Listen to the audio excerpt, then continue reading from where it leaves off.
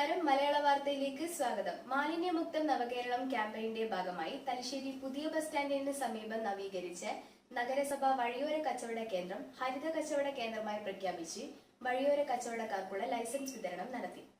നഗരസഭാ ചെയർപേഴ്സൺ ജമുന റാണി ടീച്ചർ ഹരിത കച്ചവട കേന്ദ്രമായി പ്രഖ്യാപിച്ച് വഴിയോര കച്ചവടക്കാർക്കുള്ള ലൈസൻസ് വിതരണം നടത്തി. നഗരസഭാ സെക്രട്ടറി സുരേഷ് കുമാർ സ്വാഗതം പറഞ്ഞ ചടങ്ങിനെ ആരോഗ്യ വിഭാഗം സ്ഥിരം സമിതി ചെയർപേഴ്സൺ സാഹിറ ടി.കെ അധ്യക്ഷതയും clean city manager in charge Bindumol നന്ദിയും പറഞ്ഞു. ഹെൽത്ത് ഇൻസ്പെക്ടർമാരായ Rejina V, Anilkumar, Kunhikannan, Ratheesh Kumar, national urban livelihood mission manager Libin, Haritha Keralam mission resource person Balan Pailery, വഴിയോര കച്ചവടക്കാരുടെ സംഘടനാ നേതാക്കളായ ജെയ്സൺ, പ്രകാശൻ തുടങ്ങിയവർ ആശംസാ സംഭാഷണം നടത്തി. നഗരസഭാ ശുചീകരണ തൊഴിലാളികൾ, വഴിയോര കച്ചവടക്കാർ, സന്നദ്ധ പ്രവർത്തകനും യുവ വ്യാപാരിയുമായ ജെറീഷ് കുമാർ കെ.പി, വഴിയാത്രക്കാർ തുടങ്ങിയവർ പങ്കെടുത്തു. വഴിയോര കച്ചവടക്കാരായ ജലീൽ, ഷാനു, മഹ്റൂഫ്, മുഹമ്മദ് അലി, അഷ്റഫ്, അസ്ലം, ഷംസീർ, സഹീർ, ദിൽഷാദ്, സുബൈർ തുടങ്ങിയവർ നേതൃത്വം നൽകി.